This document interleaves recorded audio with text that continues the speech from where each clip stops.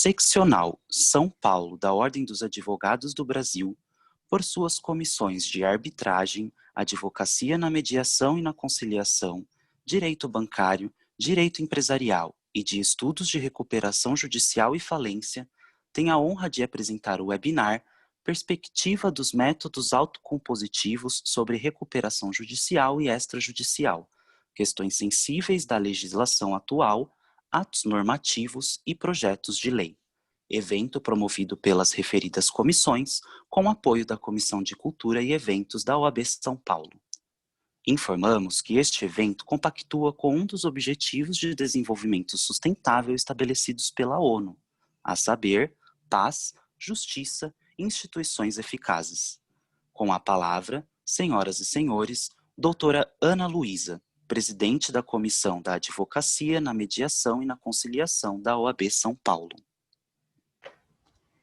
Bom dia a todos, é com muita alegria que estamos aqui iniciando esse ciclo de palestras. Serão vários dias, 4 eventos que estão programados com temas relevantes relacionados aos métodos autocompositivos, aos métodos extrajudiciais, à advocacia e à recuperação de empresas, tanto no âmbito judicial quanto no extrajudicial.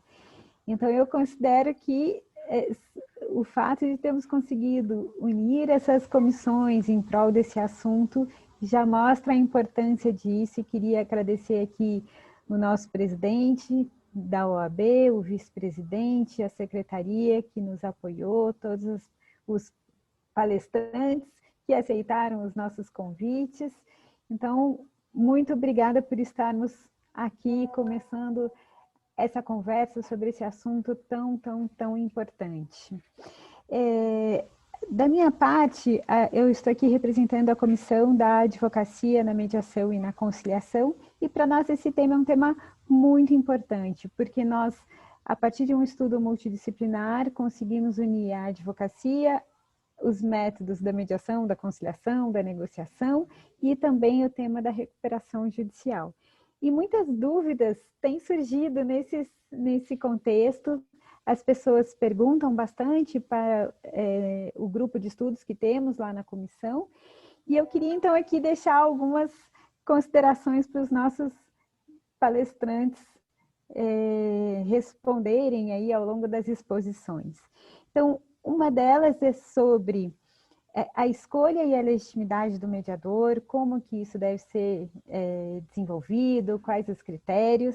A outra é sobre a construção do procedimento em si, especialmente considerando que quando nós trabalhamos com mediação neste contexto, é uma mediação multipartes, que envolve várias pessoas, então tem uma especialidade técnica nisso. A possibilidade de uso de recursos virtuais, que nesse contexto também me parece que tem bastante propriedade, e o tema da confidencialidade, que é algo que neste contexto pode ganhar contornos específicos. Então, com isso, queria dar a boa-vinda a todos e agradecer a cada um dos nossos palestrantes, que serão daqui a pouco apresentados, e a todos que estão nos assistindo. Tenham um excelente evento e acompanhem também as próximas edições. Muito obrigada.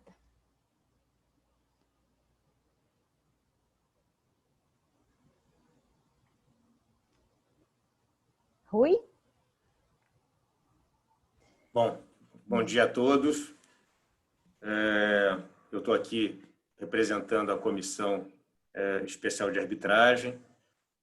Quero agradecer ao presidente e ao vice-presidente da Ordem dos Advogados da Seção de São Paulo por terem apoiado o evento. Agradecer à secretaria das comissões, que também nos ajudou imensamente na organização. Agradecer em especial os palestrantes que estão aqui doando o tempo precioso de cada um deles para que possam nos ajudar a discutir esse tema muito relevante, como colocou muito bem a Ana anteriormente. Embora possa parecer que a comissão de arbitragem não esteja diretamente relacionada ao tema que vai ser aqui discutido, mas sendo um instituto também de de resolução ou de um método alternativo de resolução de controvérsia, nos parece que faz todo sentido estarmos aqui, até para que, no momento, eu diria, eu vou usar a palavra especial, mas de especial não tem nada, né? Que é essa pandemia toda que faz com que ficamos todos nesse sistema digital e de distanciamento, mas que nos trouxe muitas reflexões. Então, se existe algo positivo nisso, foi que permitiu que não só a sociedade como um todo, mas que a nossa comunidade, a comunidade jurídica, os operadores do direito, tenham tido a oportunidade de parar, refletir e ver e verificar que nós também precisamos mudar a nossa forma de ver o direito e de ver a entrega da justiça. E, quando eu digo isso, realmente todos os operadores, desde os ministros, dos tribunais superiores até os tribunais locais, os juízes e, principalmente, nós, advogados, que estamos, vamos dizer assim, na ponta entre os institutos de resolução de controvérsia e os clientes e os anseios da sociedade que nos são apresentados.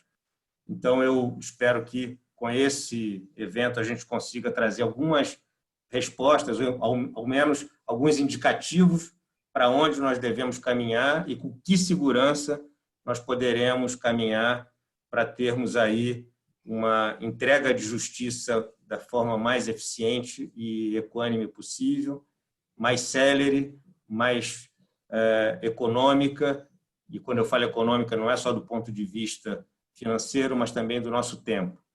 Então, mais uma vez, agradeço a todos os palestrantes que estão aqui, que realmente eu sei que o tempo de cada um de vocês e a saúde de alguns estão aqui sendo doados nesse momento. Então, muito obrigado, um bom evento a todos e passo a palavra a Sheila, que vai me suceder aqui apresentando a sua comissão.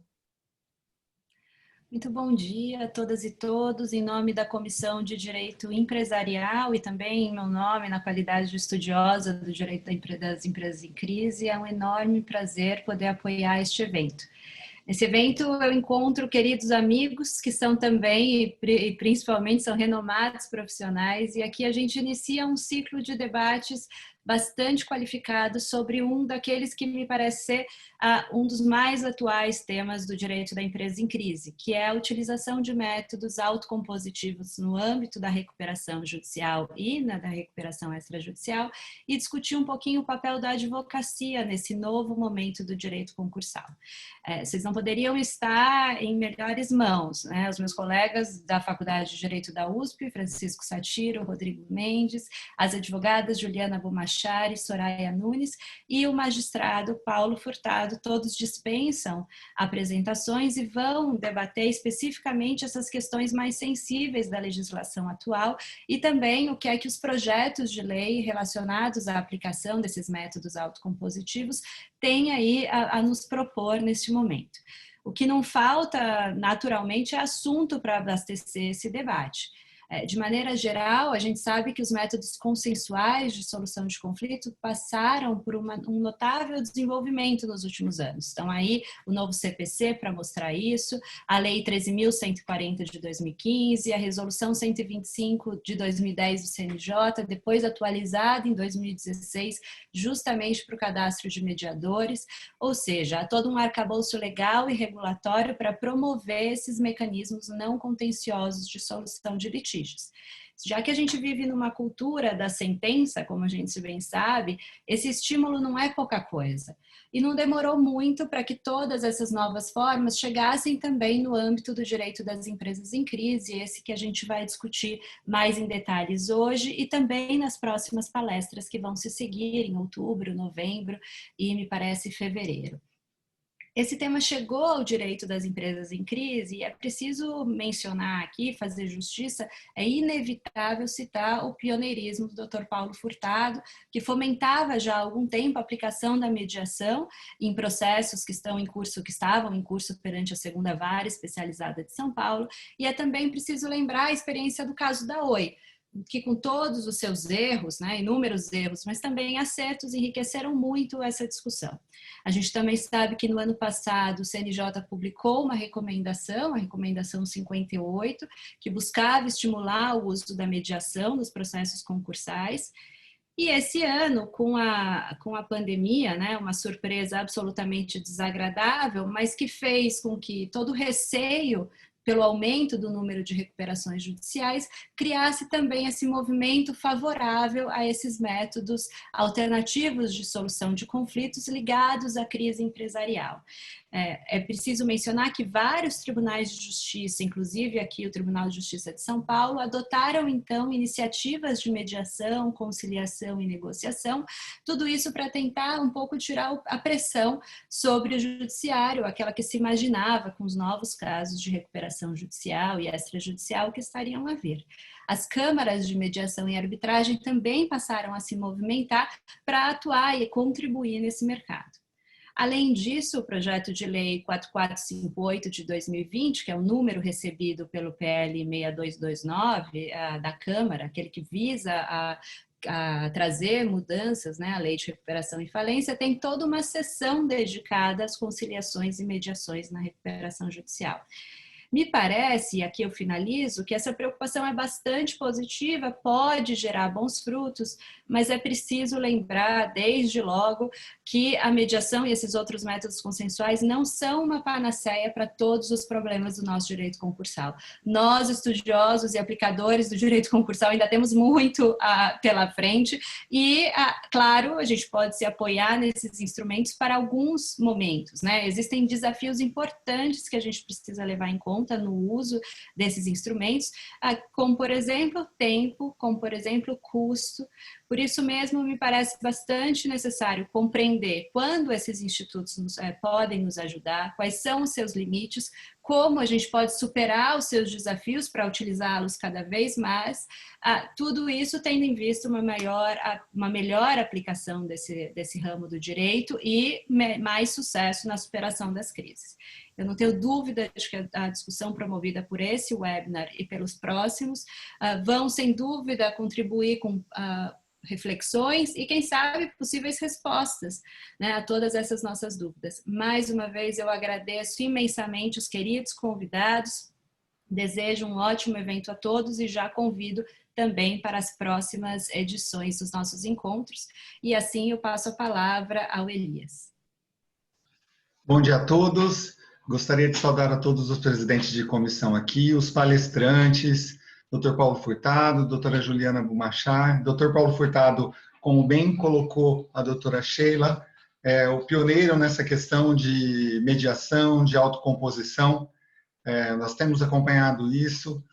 Gostaria de saudar a doutora Juliana Bumachar, advogada do Rio, também pioneira na área de insolvência, nos processos de insolvência. A doutora Soraya Nunes também. Professor Francisco Satiro, meu professor também na pós-graduação, muito feliz de estar aqui com ele, e Dr. Rodrigo Mendes também.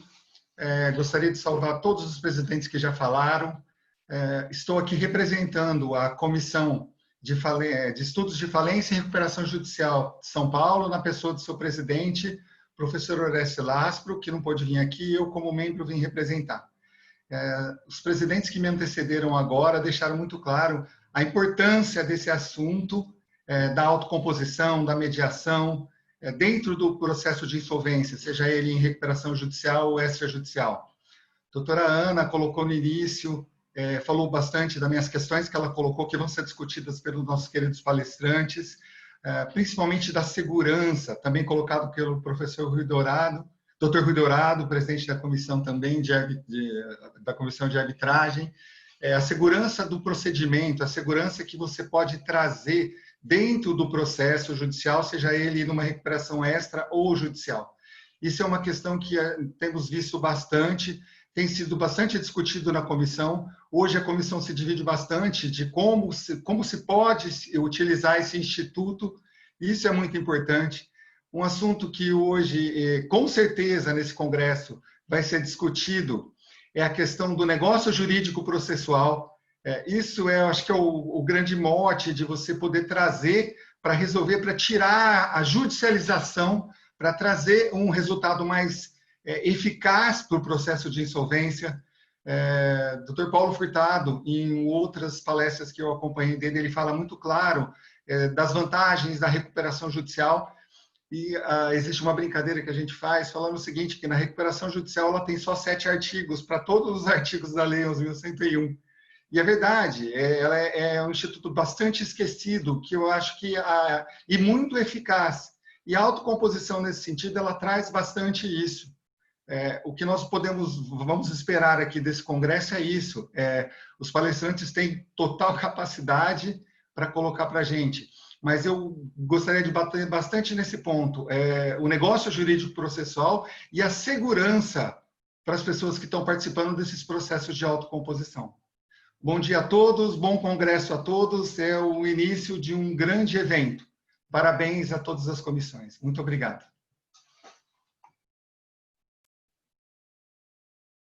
Passo a palavra ao Dr. Rodrigo Mendes, moderador, que iniciará o ciclo de palestras. Obrigado. Muito obrigado, Elias. Eu também inicio cumprimentando todos, a doutora Ana Luísa Isolde, doutor Rui Dourado, a minha colega Sheila Cerezetti, doutor Elias Baraque, os demais que eu vou apresentar agora, né? Eu tomo esse início só para tentar dar algum tipo de contextualização que eu, pelo menos, acho interessante. Uma das funções do direito em geral, e não é diferente com o direito da empresa em crise, é enfrentar e dar uma solução ao conflito. Talvez não seja a única das funções, mas certamente é uma delas, né?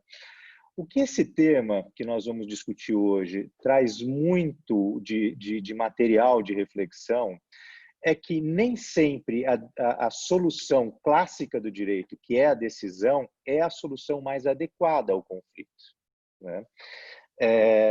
Eu sempre que tenho que lidar com essas questões, eu confesso que eu tento me colocar nos sapatos de quem vai decidir e muitas das questões que têm que ser decididas, eu fico com realmente uma compaixão dos decisores, porque são questões que o direito fornece alternativas possíveis, o decisor olha a realidade e fala assim, nenhuma delas necessariamente é adequada, e fica numa sinuca de bico.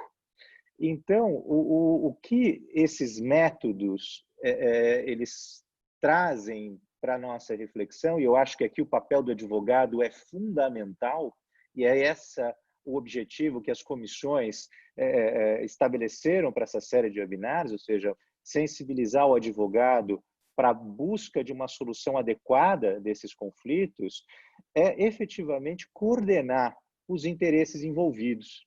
E aqui, eu penso que a negociação e a mediação são institutos devidamente procedimentalizados para que todos possam participar e terem voz, de uma importância assim inestimável e certamente vai aliviar a operação do sistema jurídico, seja em outras áreas, seja em especial da recuperação judicial e da extrajudicial.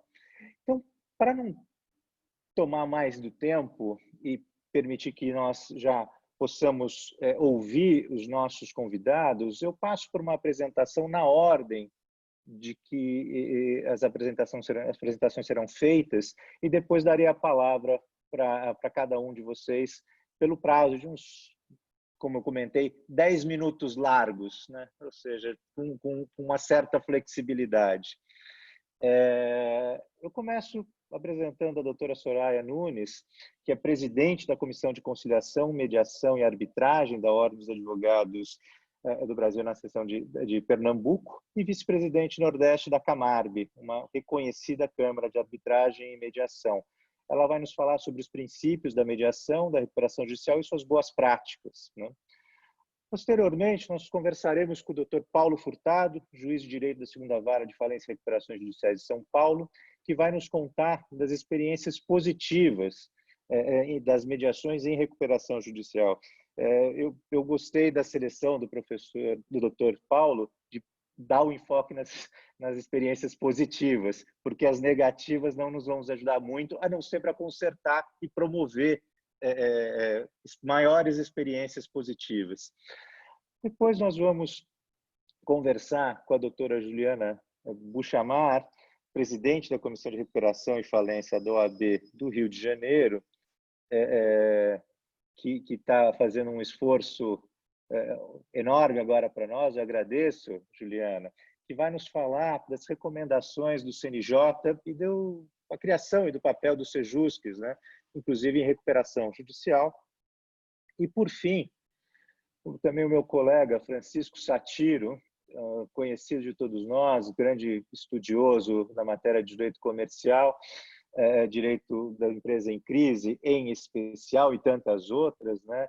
E aí outros também, talvez, características e qualificativos que não venham ao caso hoje para a nossa conversa, que vai nos falar justamente do projeto de lei mencionado pela professora Sheila e a seção 2A, do que fala da conciliação e mediação e recuperação judicial.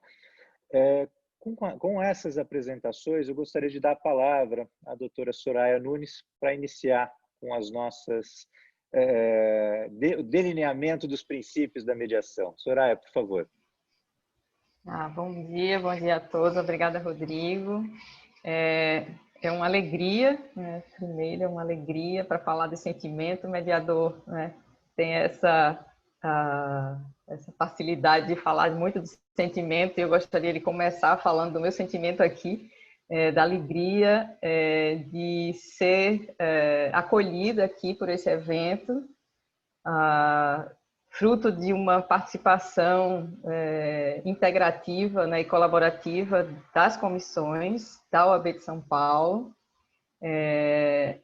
E aqui temos a participação da OAB de São Paulo, a OAB do Rio de Janeiro com a doutora Juliana, a integração também do Judiciário com a participação do doutor Paulo, mediação, arbitragem, advocacia na mediação, recuperação judicial, empresarial. Então, é uma grande mesa, né? Uma grande oportunidade, um encontro em que poderemos aqui compartilhar as nossas ideias e reflexões sobre o tema. E desde já, minha gratidão a todos, né? E parabenizando já a condução também dos trabalhos por Rodrigo aqui, né? Que vai nos conduzir. A mim coube trazer algumas reflexões, né, sobre os princípios da mediação, na perspectiva também da recuperação judicial. E essas reflexões, na verdade, surgiram inicialmente aqui em Pernambuco, a partir de algumas dúvidas e alguns debates, inclusive sob responsabilidade aqui do Dr. Paulo, no evento que ele esteve aqui em Recife, e trazendo as experiências dele em São Paulo, né, nos provocou aqui com várias reflexões, né? Isso gerou um movimento aqui dos escritórios apoiadores da Camarb Recife, que gerou, inclusive, a formação de um comitê, né, de mediação e arbitragem em recuperação judicial, né? E o trabalho desse grupo, com a participação de advogados, escritórios de advocacia que trabalham com as recuperandas e trabalham com credores, administradores judiciais, juízes, consultores financeiros. Então, fizemos um grande grupo multidisciplinar para refletir e pensar juntos quais seriam as boas práticas, como nós poderíamos pensar e produzir algum material que pudesse colaborar com a recuperação judicial, com o desenvolvimento do procedimento no judiciário, né, para que os juízes também pudessem ter algum material, né, que pudesse ser fruto da reflexão de todas essas essas áreas, enfim. E aí formamos o Guia de Boas Práticas. E lá no guia nós escolhemos 8 princípios, né?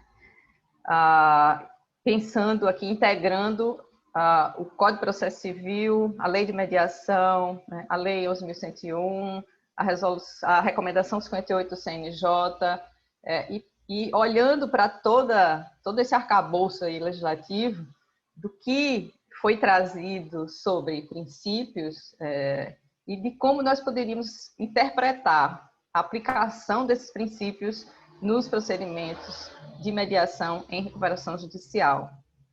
Então, pensando na contribuição que a mediação pode trazer para a recuperação judicial, para que ela possa atingir o seu objetivo, de viabilizar a superação da crise, né, socioeconômica, enfim, das empresas, viabilizando a manutenção da produção, do emprego e da relação com os seus credores. Pensamos na importância que a mediação traz, né, a contribuição para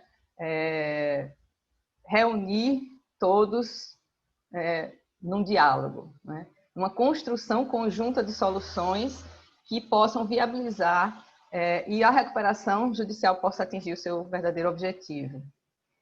Então, pensando nessas reflexões, construímos aqui alguns pontos, né, sobre os princípios.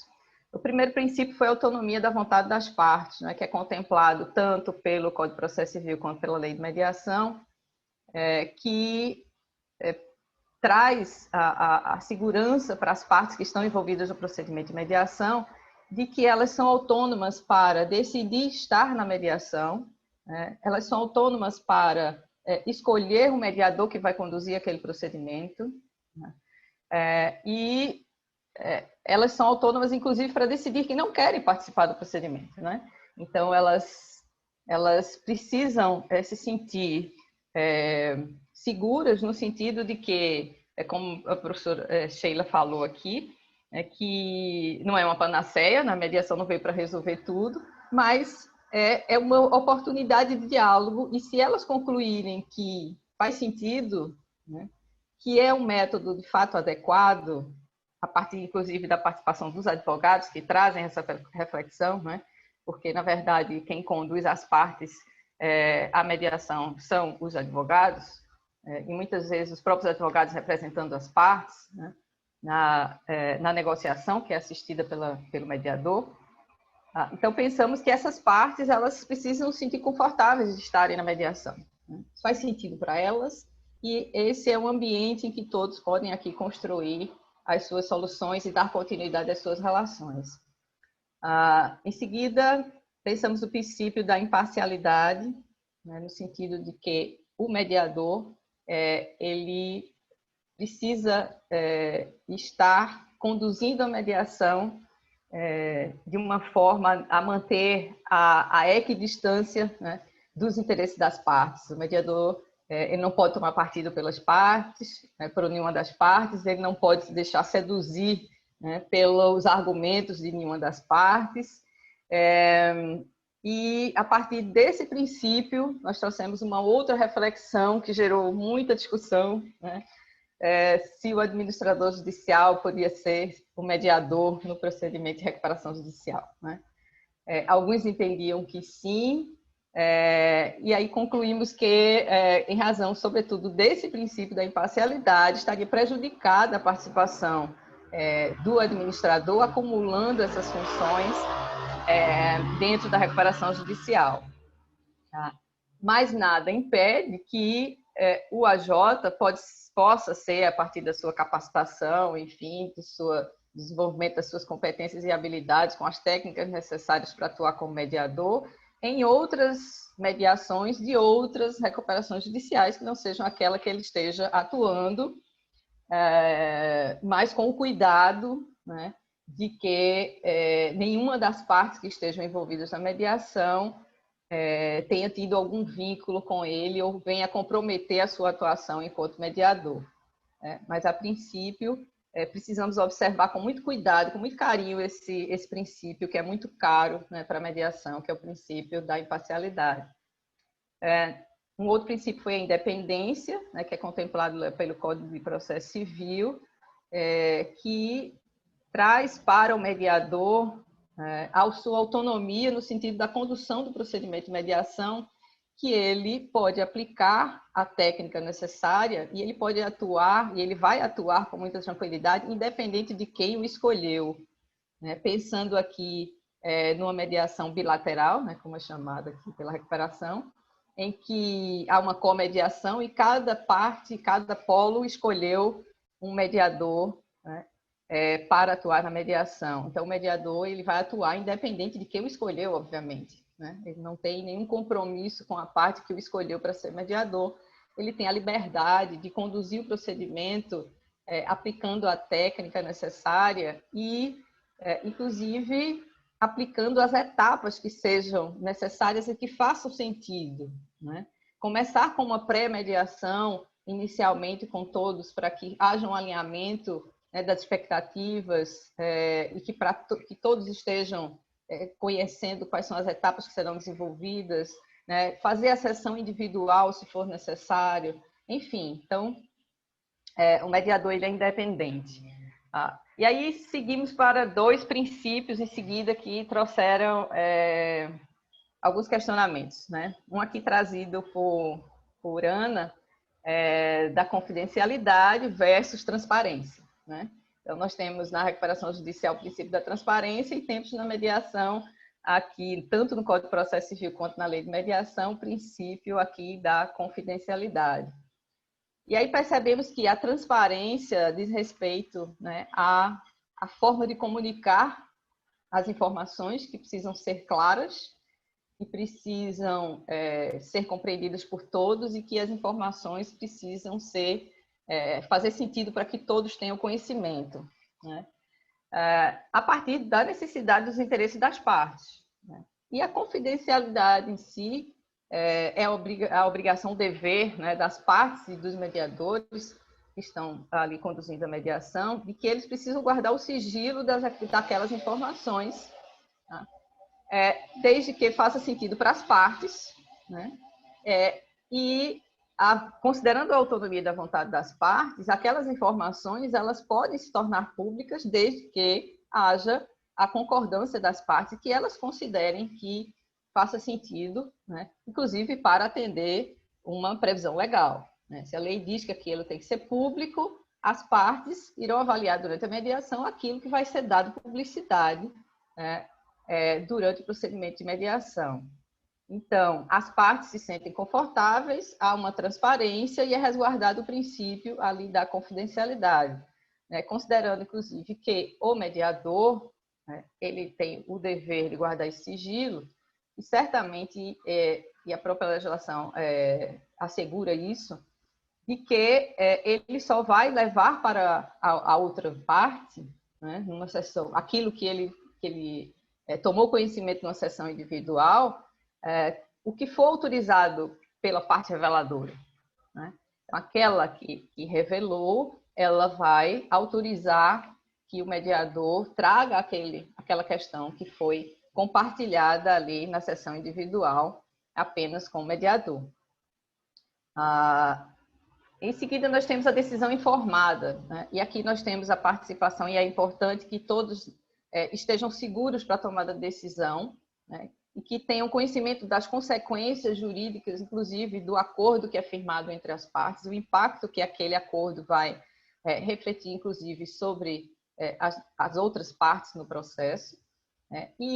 Aqui eu ressalto a importância da participação do advogado na mediação, no sentido de dar orientação jurídica às partes, né, para que elas estejam também seguras para firmar o termo de acordo. Pensando, inclusive, naquilo que vai ser homologado pelo juiz, né?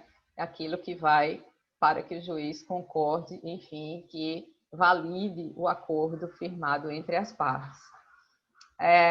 E, por último, aqui já avançando, por conta do meu tempo, né? Nós temos aqui mais 2 princípios que foram trazidos pela lei de mediação, que é a isonomia, né, das partes e a busca do consenso. O mediador ele tem o dever de conduzir a mediação para haver um tratamento igualitário para as partes, que elas sejam tratadas de uma forma isonômica, que elas tenham a oportunidade igualmente de se manifestar e de trazer as suas questões, com o tempo necessário que seja igual para as partes e as oportunidades de sessões individuais que sejam necessárias para ambas também, sempre com o olhar voltado a conduzir de uma forma que elas sejam tratadas, né, isonomicamente.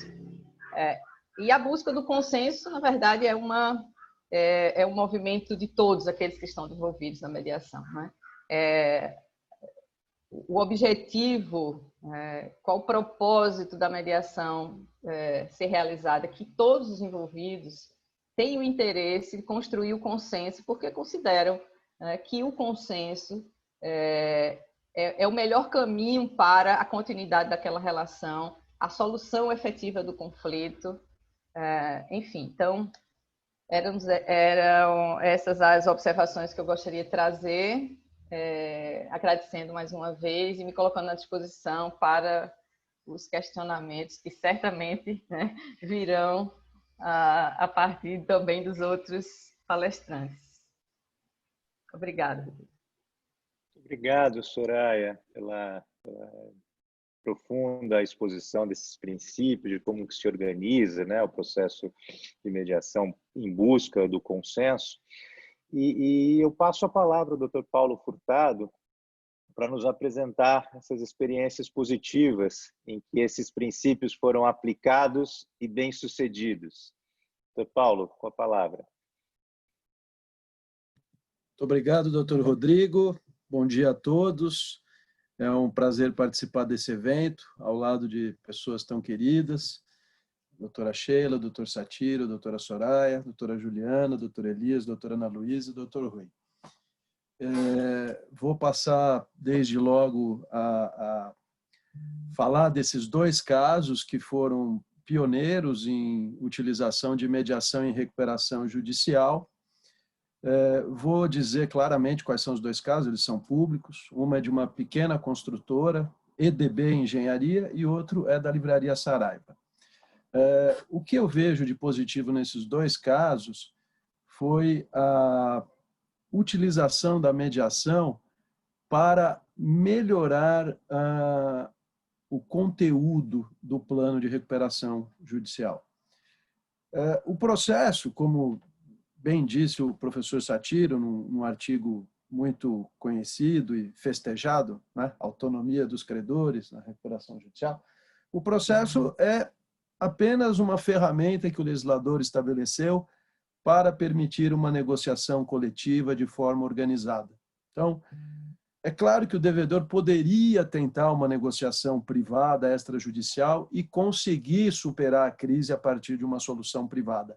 Acho até que a pandemia, em razão de ter afetado uma grande quantidade, talvez nenhum de nós não tenha deixado de ser afetado, todos foram afetados pela pandemia, talvez isso tenha criado um espírito de maior solidariedade, de maior compreensão e, portanto, as renegociações privadas se disseminaram e isso não levou àquele tsunami de ações que se previa inicialmente. Então, nesse momento, talvez as renegociações privadas tenham ocorrido, estejam ocorrendo, e talvez isso seja até um momento para se mudar a mentalidade a partir de agora. Vamos incentivar as negociações privadas para a solução dos conflitos, especialmente das empresas em crise, especialmente para proporcionar, como bem disse o doutor Elias, planos de recuperação extrajudicial que podem ser muito mais rápidos, baratos e eficientes, portanto, mais adequados para a solução de crises de determinados empresários. Mas não sendo possível a solução extrajudicial, porque, às vezes, a quantidade de credores é muito grande, é difícil fazer uma negociação que atenda a todos os interesses desses credores, ou são credores com interesses diversos, e isso pode provocar a atuação de algum credor que leve a uma penhora de faturamento, leve a penhora de bens essenciais, o devedor se vê premido a ingressar com pedido de recuperação judicial. Muito bem. O processo de recuperação judicial, ele tem que ser um ambiente adequado para a negociação do plano de recuperação judicial. Não é um processo destinado à criação de conflitos, litigiosidade, antagonismo. É claro que vai haver sempre um grupo, evidentemente, de credores que tem interesses específicos, que vai querer alguma vantagem, que vê algum interesse específico que não está sendo atendido e que vai, evidentemente, lutar por um plano um pouco melhor, e a devedora querendo apresentar um plano que não a sacrifique tanto. Mas, enfim, o que a gente vê hoje é que são planos que são apresentados no prazo de 60 dias que são os piores planos possíveis. Não é? Então, acho que a mediação ela é positiva exatamente para melhorar a negociação coletiva. Se o processo de recuperação serve para uma negociação coletiva, acho que o foco principal da negociação deve ser junto aos grupos de credores, junto à devedora e aos grupos de credores.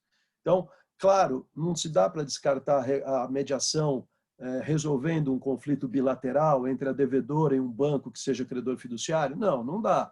Pode ser que resolva também. Mas esse eu acho que não deva ser o foco principal da mediação. A mediação, eu acho que ela tem um grande potencial para criar um melhor diálogo do devedor com os credores e isso ser feito desde o início do processo. Né? Por isso que nos casos recentes, durante a pandemia, eu procurei nomear o mediador logo de início para que ele já tivesse uma atuação que permitisse que o plano já pudesse acomodar melhor os interesses das partes. Isso não tem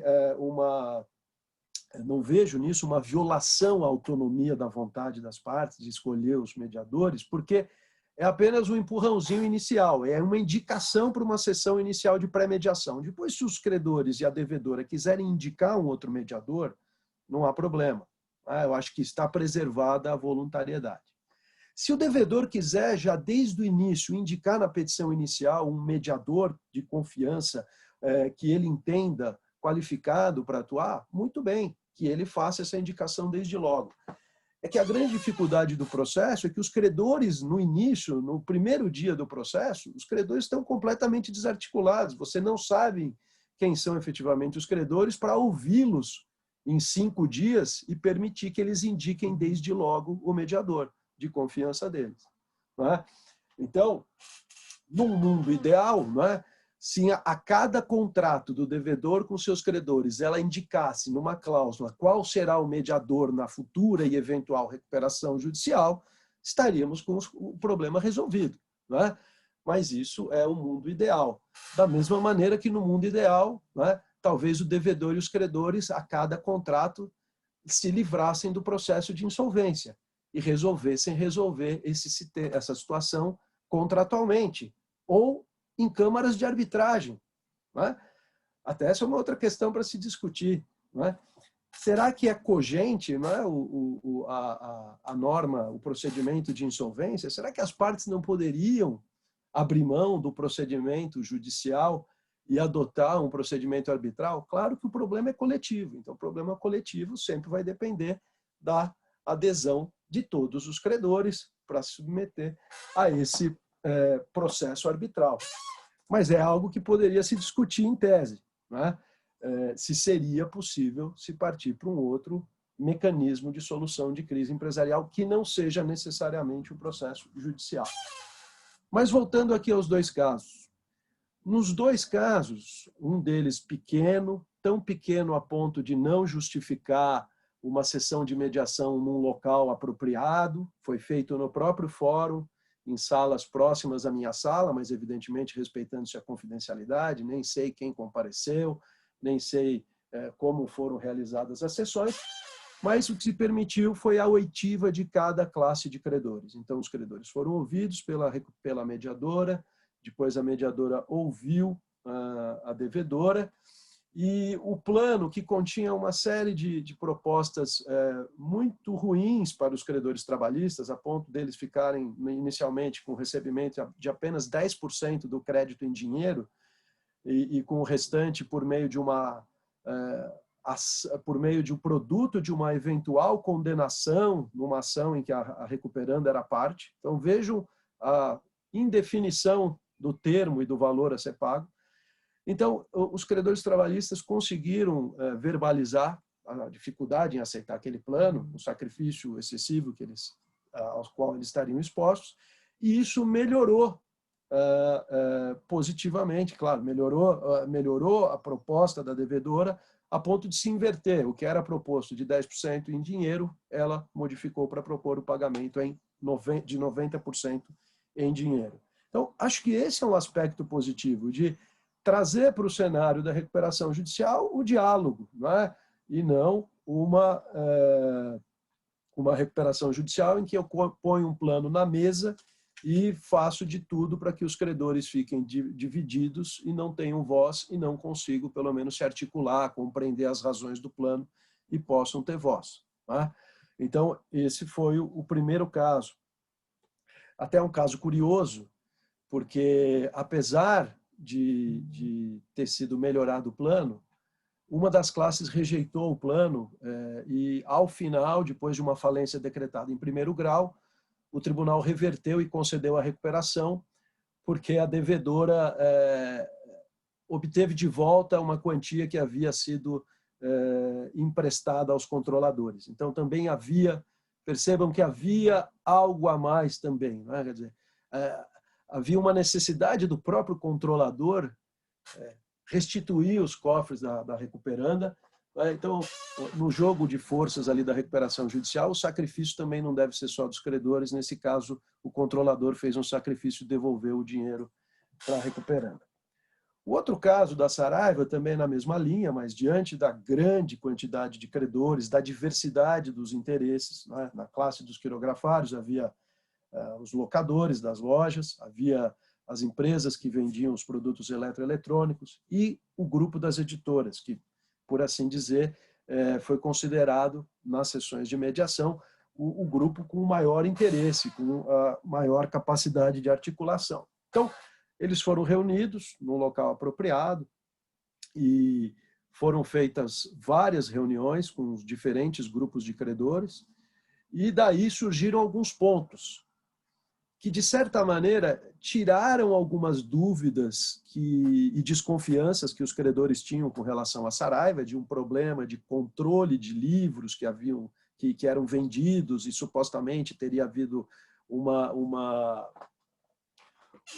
apropriação de recursos, mas, enfim, os credores depois eles se sensibilizaram e acabaram concluindo que era um problema do sistema que havia sido trocado e era um problema de controle de venda de livros. Mas, ao mesmo tempo, isso tudo que eu estou narrando aqui, eu soube depois do processo ter sido decidido, enfim, isso é uma narrativa que eu recebi depois, porque eu não acompanhei, evidentemente, as sessões de mediação. E uma outra preocupação que chegou aos ouvidos da devedora e que foi levado pelos mediadores, a partir da escuta dos credores, foi uma preocupação com a alta gestão da companhia. Então, havia aí uma insatisfação com a gestão. E isso, inicialmente, não foi retratado no plano. Quer dizer, inicialmente, o plano não propunha nenhuma modificação na gestão. Até que, depois de algumas negociações, surgiu o impasse. Não é? E o plano teve que ser alterado e se propôs, afinal de contas, um mecanismo de troca do presidente da companhia. Então, os credores conseguiram que a Saraiva fizesse uma alteração no plano para que eles pudessem indicar pessoas para o conselho de administração da companhia e depois o conselho da companhia iria escolher um novo presidente no lugar da pessoa em quem eles já não confiavam mais na administração da companhia. Então, esse caso também me mostrou exatamente isso. A mediação, ela já havia captado junto aos credores uma certa insatisfação e levado isso à devedora. Então, se a devedora vai ou não fazer uso dessa informação que foi levada por meio da mediação, é um ponto que ela tem que avaliar. Mas, ao final de contas, né, isso ficou demonstrado. Era um ponto tão relevante na negociação que, se não tivesse sido modificado no plano, teria eventualmente levado à falência. não é?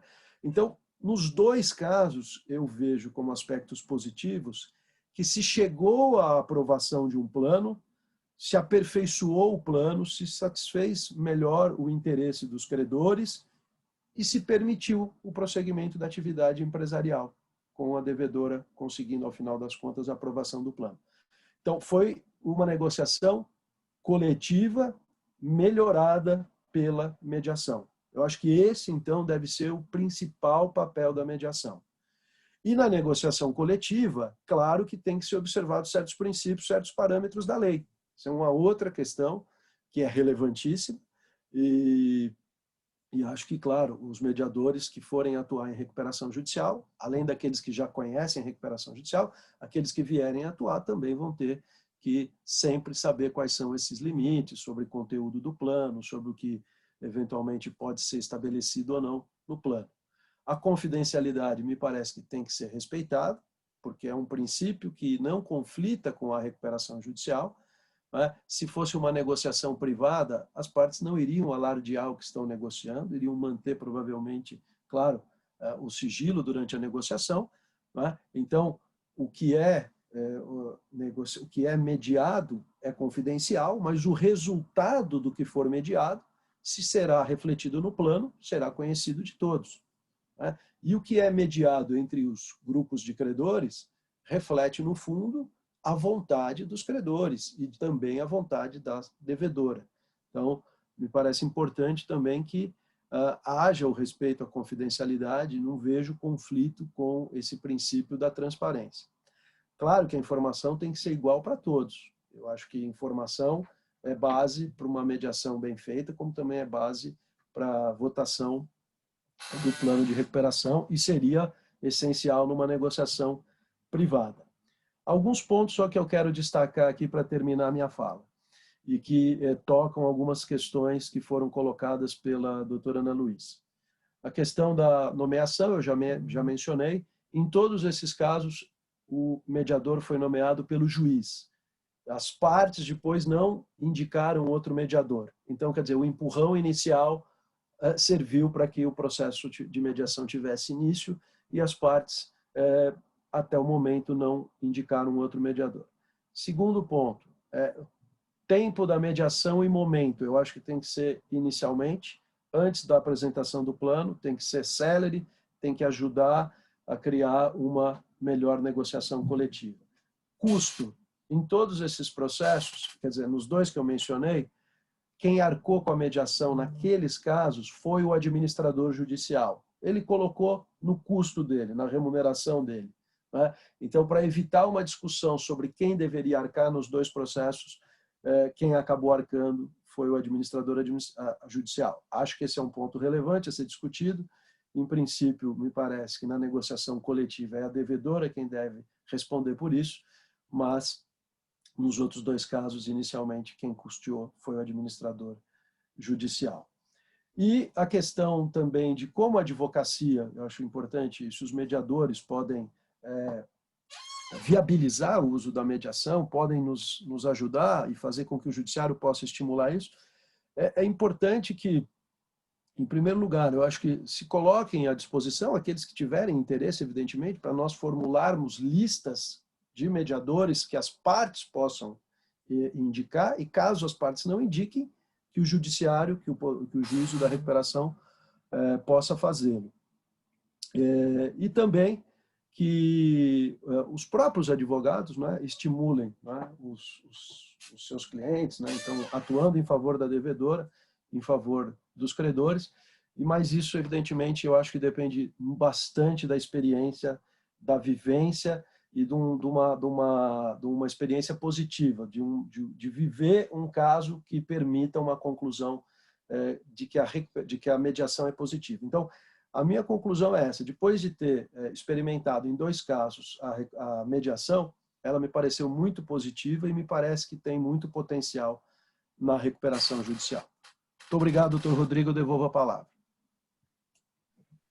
Obrigado, doutor Paulo. Acho que o relato da experiência com esse olhar técnico é muito produtivo, porque mostra que E a mediação pode ser um instrumento para o que a Lei 11.101 realmente quis, que era um processo organizado de negociação entre os credores e devedora. E o olhar treinado de um mediador pode ser muito produtivo exatamente no mapeamento dos interesses que estão escondidos por detrás das posições dos credores e do devedor, né? Então, esse mapeamento, não só dos grupos de credores, mas às vezes até mesmo dentro da própria classe, como o senhor indicou, dos quirografários, pode ser muito produtivo para poder fazer um plano que é, na verdade, um ganha-ganha, que é o objetivo da mediação. Ainda que os avanços sejam incrementais, com pequenos acordos, já vai ter valido a pena esse olhar treinado do mediador. Com isso, eu passo a palavra e faço só um registro que me disseram que o Zoom, às vezes, troca as sílabas das pessoas quando as pessoas pronunciam. E parece que aconteceu isso quando eu fui anunciar e apresentar a Juliana Bumachar. A dilexia do Zoom não é minha.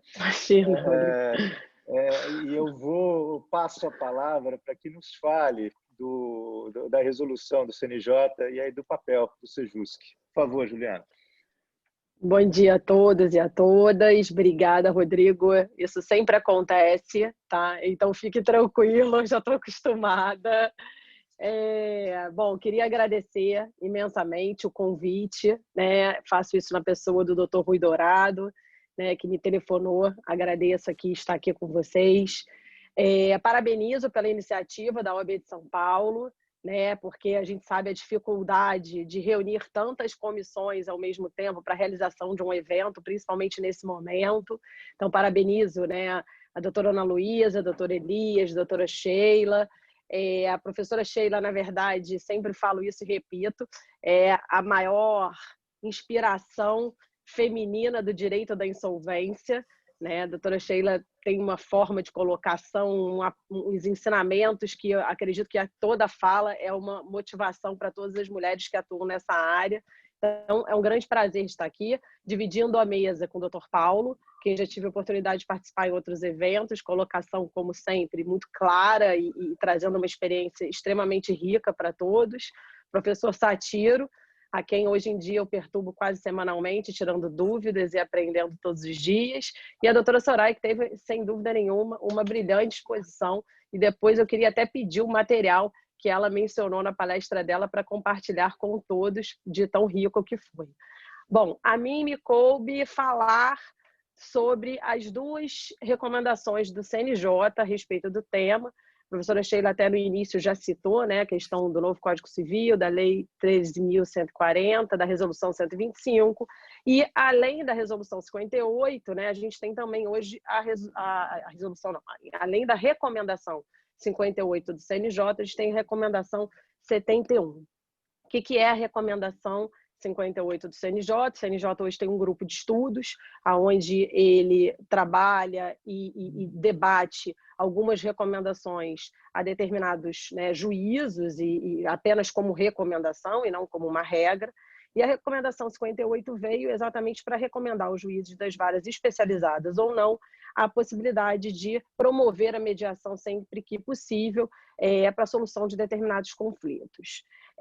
Essa recomendação, ela inclusive, ela vem de forma taxativa, né, dizendo aonde poderiam, nos processos de recuperação judicial e falência, trazer exatamente a possibilidade de mediação. A primeira delas é, inclusive, nos incidentes de verificação de crédito, com relação ao valor. Então, que poderia ter um acordo entre o credor e devedor relativamente a determinado crédito com relação ao valor. O parágrafo 1º desse artigo 2º da recomendação 58, inclusive, veda a possibilidade de mediação a respeito de classificação dos créditos.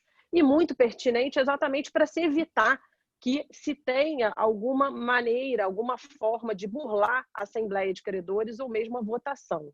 E nenhum acordo desse dispensa a realização da Assembleia Geral de Credores. Com relação a esse primeiro incidente, ouvindo já todos aqui, me traz uma dúvida com relação à verificação de crédito, é algo que eu ainda não estou muito convencida, de como realmente fazer isso de uma forma sigilosa, né, sem que outros credores possam ter acesso, né? Como ficaria esse credor, esse acordo entre o credor e devedor na verificação de crédito? É algo que eu ainda não tenho muito amadurecido. Diferentemente, se fosse com relação a credores extraconcursais. E aí, Rodrigo, eu vou fazer um exemplo também, não tão não como o Dr. Paulo, mas trazendo um exemplo de uma experiência que a gente teve no Rio de Janeiro, de um processo também que foi exituoso, de uma empresa da rede de varejo de material de construção que tinha 5 credores, instituições financeiras, com cessão fiduciária de recebíveis. Então, seriam extraconcursais. E a empresa, para chegar até a Assembleia, necessariamente ela precisaria da liberação, da flexibilização daquela trava bancária de cartão de crédito para que aquele recurso pudesse sobreviver até o momento da Assembleia, né? E a gente sabe que essa discussão de trava é uma discussão ainda muito calorosa. O Rio de Janeiro tem um posicionamento um pouco mais flexível, mas o que se optou pelo juiz da 4ª Vara Empresarial, doutor Paulo Assede, foi exatamente da possibilidade de mediação com esse grupo de credores extraconcursais para se dirimir a respeito da flexibilização dessa trava. Isso aconteceu, inicialmente foi feita uma mediação conjunta, não surtiu efeito. Um banco, quando via que estava dando algo para um e não estava dando para ele, o negócio não saía do lugar. Foram feitas, então, sessões individuais e dos 5 credores, 4 saíram exituosos, apenas um que a gente não conseguiu realizar. E esse momento foi fundamental para a empresa chegar até a Assembleia e aprovar o seu plano de recuperação judicial. Então, com relação a esse inciso 1º do artigo 2º da Recomendação 58, eu vejo muito com bons olhos quando a gente está tratando de credores extraconcursais. Mas tenho um pouco de dúvida com relação à verificação de crédito para credores concursais, e principalmente em razão do sigilo e do não acesso de outros credores a esse acordo. Né? Outra possibilidade, exatamente do plano, que foi colocado aqui pelo Dr. Paulo, nem vou me ater a isso, né? E Dr. Paulo trazendo uma notícia, nós temos hoje uma recuperação em São Paulo, fora da capital, aonde a juíza já inicialmente ela determinou a nomeação do administrador judicial e também nomeou o mediador, exatamente já para auxiliar na elaboração do plano junto aos credores, com relação a essa questão que foi muito bem colocada. Então, acredito que isso já esteja sendo feito, inclusive, para outras comarcas que não tenham, né, juízes especializados ou mesmo que a gente tenha dentro das capitais. Isso foi algo positivo, a gente está em curso com essa recuperação judicial e está surtindo um efeito. Acredito que o acordo com relação ao plano vai ser de extrema valia. A outra possibilidade é uma possibilidade que é um pouco debatida sobre a consolidação. Isso também está sendo muito debatido. Eu perderia aqui todo o meu tempo só tratando disso, em razão do que o PL hoje está trazendo de consolidação substancial, mas prevê a recomendação, a possibilidade de acordo entre credores e devedores que estejam em consolidação processual tratarem a respeito da consolidação substancial. Solucionar disputas entre os sócios, acionistas, a gente acaba vendo isso bastante. No caso da Oi, acabou também tendo isso além dos créditos dos credores. No caso também de permissionárias de serviço público, a fim de pactuar a participação das agências dentro do processo ou não, e até mesmo nas diversas questões que envolvam credores não submetidos, como o exemplo que eu acabei de falar. Então, acredito que a recomendação 58 ela veio de abrir, inclusive, essa possibilidade de trazer mediação como uma forma de não trazer, como foi colocado aqui pelo Dr. Paulo de forma muito clara, o processo de recuperação não é um processo de credores contra devedores, né? Muito pelo contrário, visa ali um acordo com feição novativa no plano de recuperação. Então, o maior cenário possível para se debater essa questão seria muito valioso para todas as partes do processo. A recomendação 71 é a recomendação mais recente do CNJ, né? Ela veio agora, inclusive, no meio da pandemia. Ela traz efetivamente a possibilidade de criação dos CEJUSCs, né? Dos Centros de Mediação, de Conciliação dos Tribunais, Quando ela veio, já existiam centros efetivamente instalados. O primeiro deles foi no Paraná, trazendo a questão da conciliação e mediação, envolvendo também a matéria empresarial.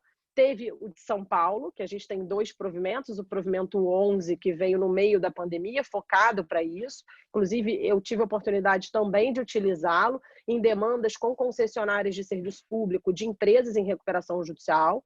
Então, com relação a cortes e etc., foi extremamente benéfico aquele momento, a recomendação e o provimento 11 de São Paulo. Hoje a gente tem o provimento 19, que está focado também para as pequenas e médias empresas de São Paulo.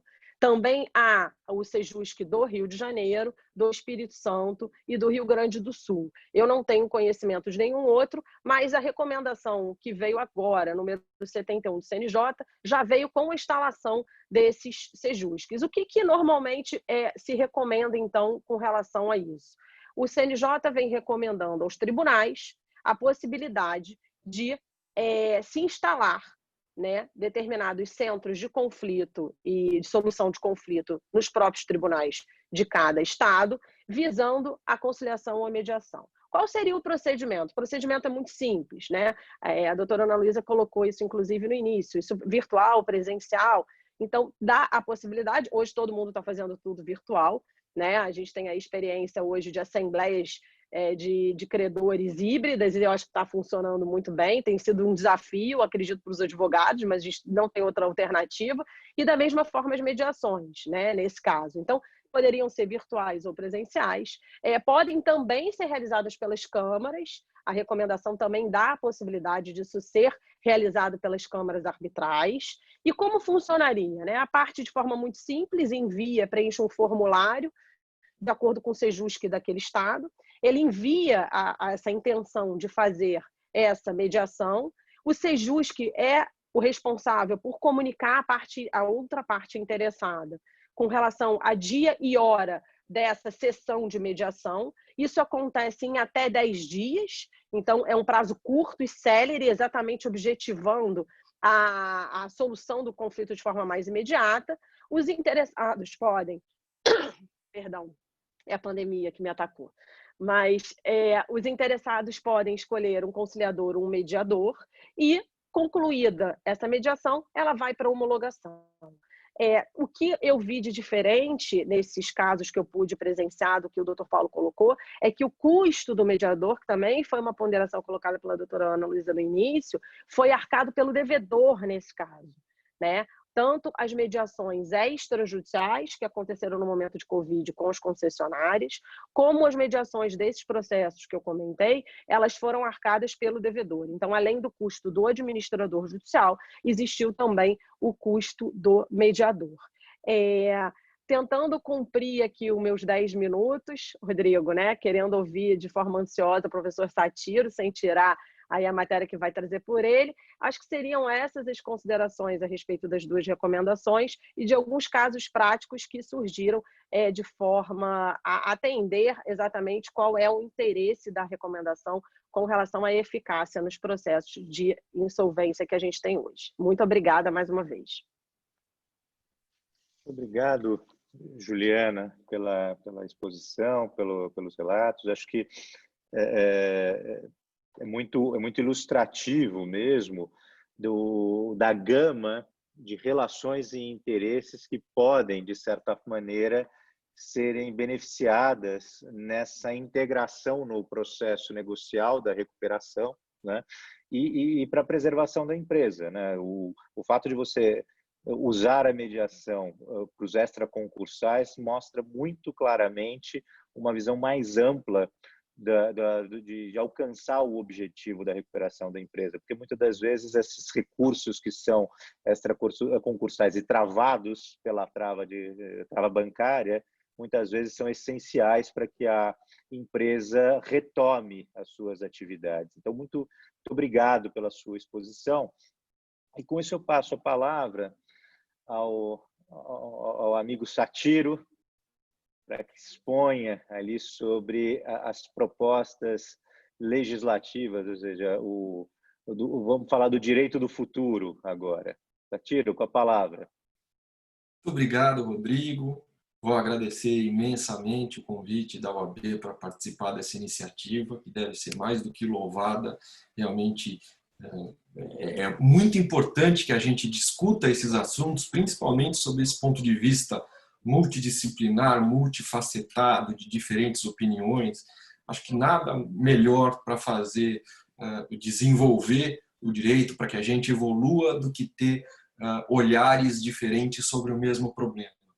Aproveito para cumprimentar a Ana Luísa e a professora Sheila, que está aqui conosco, os meus colegas de painel, bom, claro, o Rodrigo, os meus colegas de painel, a Soraya, o Paulo Furtado, a Juliana e o meu amigo Elias, que está aqui presente também. Em suma, é uma honra, é um privilégio poder, o Rui, claro, também presente aqui conosco, o Rui Dourado, é um privilégio poder dividir o painel com vocês, é uma satisfação enorme. Bom, meu objetivo é, rapidamente, eu vou tentar ser rápido, até porque o importante é que, de fato, a gente debata, discuta, é falar um pouco sobre a mediação na proposta de reforma da Lei 11.101.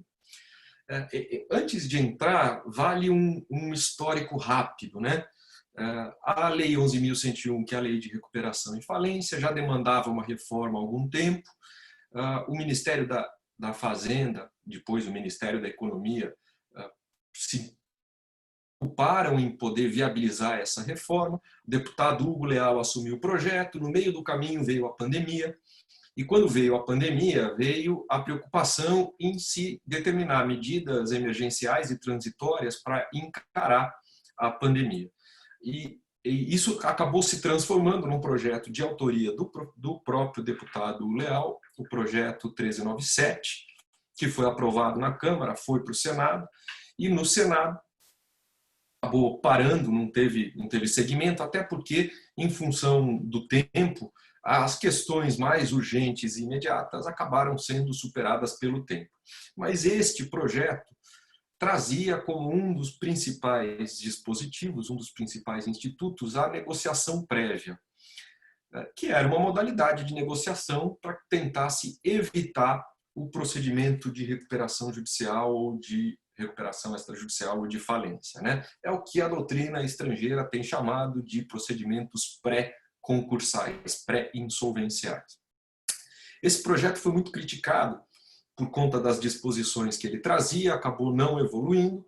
No entanto, ficou clara a necessidade de melhorar o projeto de lei 6229, que era o projeto original de reforma da Lei da Recuperação e da Falência.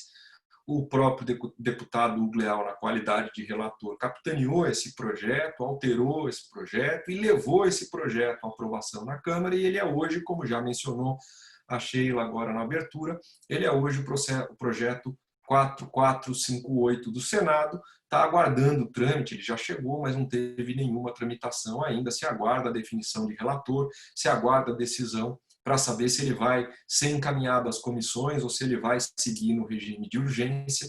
A gente ainda não tem, ainda uma definição.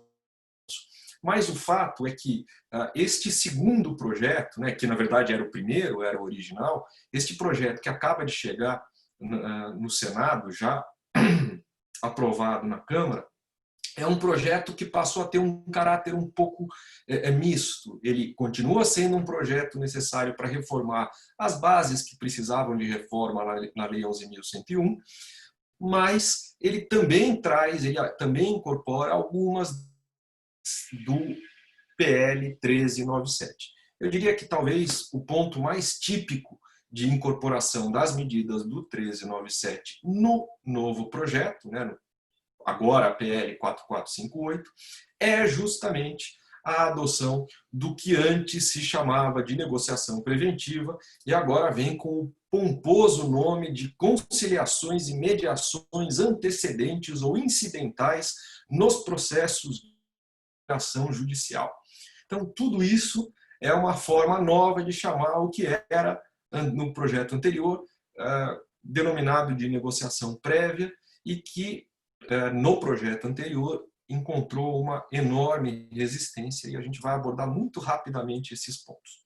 Muito bem, feito feita essa pequena introdução, acho que isso ficou claro das falas que me antecederam. Não há dúvida da importância de mediação, da importância de conciliação, da importância de negociação, não só no mundo da recuperação judicial e da falência, mas em qualquer aspecto de litígios, né? Há uma tendência de se tentar a solução negociada dos problemas, até como uma forma de diminuir a busca, né, de diminuir a utilização do judiciário, porque, tendo em vista a pandemia, né, independentemente de todas as vantagens da mediação que sempre existiram, neste momento, o fato da pandemia ter gerado uma série de consequências graves nas relações jurídicas entre as pessoas e entre as empresas, há uma expectativa de um aumento de demanda no judiciário, como o próprio Paulo falou, menor do que se esperava num primeiro momento, o que já é reflexo dessa predisposição em negociar, mas, claro, há uma preocupação de que o judiciário seja mais demandado e soluções extrajudiciais, nessas circunstâncias, são soluções importantes e interessantes. Muito bem. E no PL? O que no PL vem em sintonia com essa necessidade de uma nova forma de encarar os litígios? O primeiro ponto importante, também já foi mencionado, mas é que a negociação, a conciliação antecedente ou incidental se refere exclusivamente à recuperação judicial. Então, ela não se dirige à falência.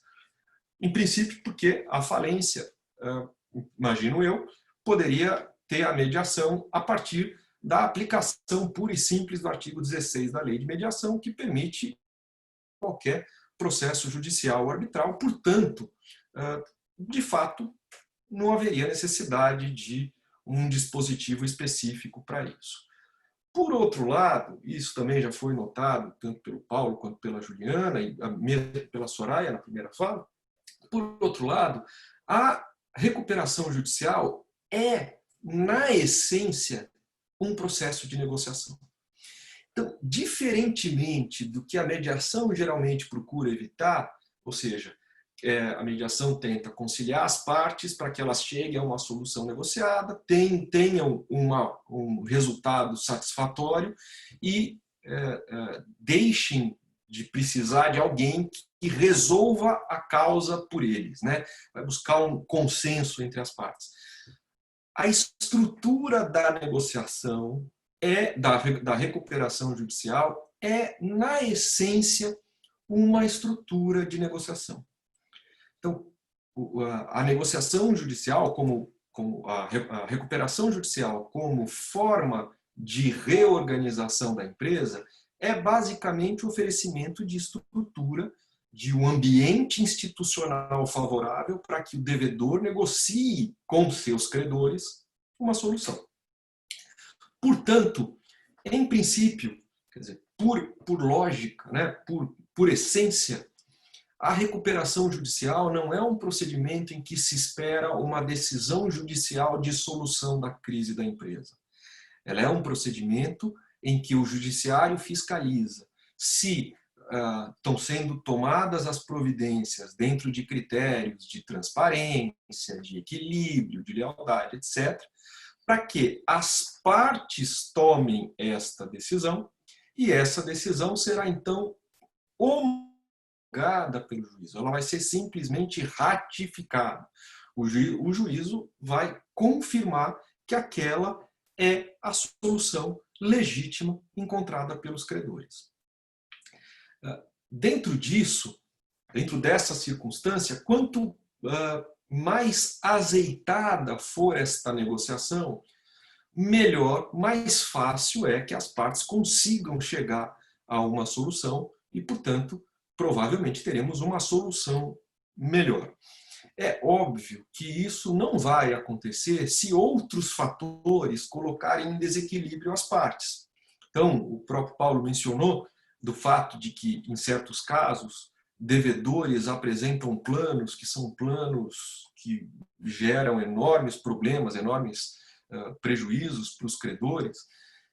E a questão que se coloca é, enquanto não existir, por exemplo, esse é apenas um dos fatos, enquanto não existir uma alternativa à continuidade da empresa via apresentação do plano do devedor, e aqui eu quero dizer, por exemplo, a venda da sociedade, a venda da empresa como um todo dentro do processo de negociação, ou uma modalidade eficiente de liquidação na falência, e nós não temos nenhum dos dois, de fato, o devedor, e a gente já viu isso em alguns casos, como por exemplo no caso em que o judiciário acabou tendo que intervir para tirar do devedor da empresa naquele momento o poder de definir o conteúdo do plano e outorgou isso para um interventor nomeado pelo próprio juízo, que ouviu mais os credores do que propriamente o devedor. Então, enquanto não houver esses mecanismos institucionais, a gente vai ter problemas para obter uma negociação equilibrada. Então, neste ponto, independentemente dessa seção 2A sobre a qual eu vou falar, outros mecanismos do projeto de lei, como a apresentação de plano pelos credores, né, um plano alternativo pelos credores, ou a melhoria do processo de liquidação na falência, tendem, a meu ver, a trazer um melhor resultado no equilíbrio das negociações do que propriamente a seção 2A. E eu vou tocar rapidamente nos pontos da seção 2A. Antes da seção 2A, deixar claro, e na sequência também, no rumo do que disse a Soraya quando fez a participação dela, há um novo dever do administrador judicial de estimular mediações e conciliações, o que não podia ser mais bem-vindo, né? Buscar e estimular soluções negociadas é sem dúvida nenhuma moderno, eficiente, importante, e ao definir que o AJ deve estimular mediações, indiretamente o legislador também deixa clara a conclusão que a Soraya já nos apresentou de que o AJ não é a melhor pessoa para ser o mediador. Ele pode e deve ser o início, né, o estimulador, né, o gerador do processo de mediação, mas até pela posição dele no processo, ele provavelmente não é o melhor para mediar, por uma série de razões, e isso vem reconhecido na lei, o que é um enorme mérito. Quanto à parte de mediação, são 4 artigos, 20A até 20D. E nesse ponto, me parece que, apesar da visível boa intenção do legislador, não acho que a gente tenha um melhor regime, o melhor endereçamento do que seja o problema da mediação na recuperação judicial. O projeto, né, os artigos 20A e 20D, estabelecem que a mediação deve ser estimulada em todos os graus de jurisdição, e até aí a gente não tem novidade, primeiro, segundo, eventualmente terceiro grau, até aí a gente não tem novidade, é possível também, e deixa a critério do juiz, das partes, ou do juiz, das partes eu acho ideal, que é o que vai acontecer, quando as partes estão dispostas a negociar, elas podem decidir pela suspensão dos prazos ou dos procedimentos, mas deixa a critério do juiz também decidir por isso.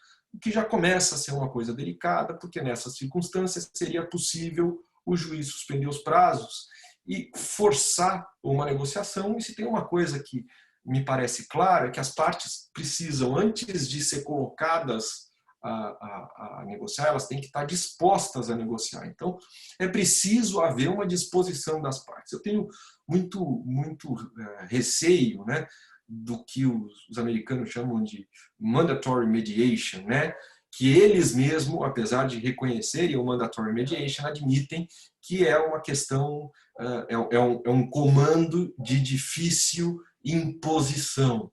Então, que geralmente se cumpre, mas sabe-se que, se for o caso da parte não querer, é simplesmente uma perda de tempo ou uma busca se busca uma solução, uma desculpa qualquer para não participar. Então, além disso, o dispositivo se preocupa em várias circunstâncias com mediações que são bilaterais.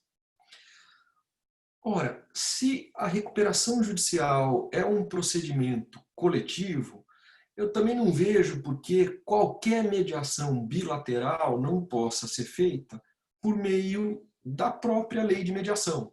Então, as características de uma negociação bilateral, e a lei fala em negociação com concessionárias de serviços públicos, com credores extraconcursais, com credores proprietários, não tenho dúvida que ela deve ser estimulada, tenho certeza absoluta que ela deve ser estimulada, mas ela não será estimulada porque a lei diz que pode ser feita, porque ela já podia ser feita antes. Aliás, ela já se recomenda que se faça antes disso.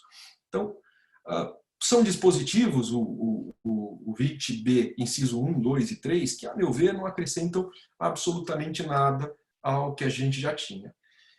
O 20B,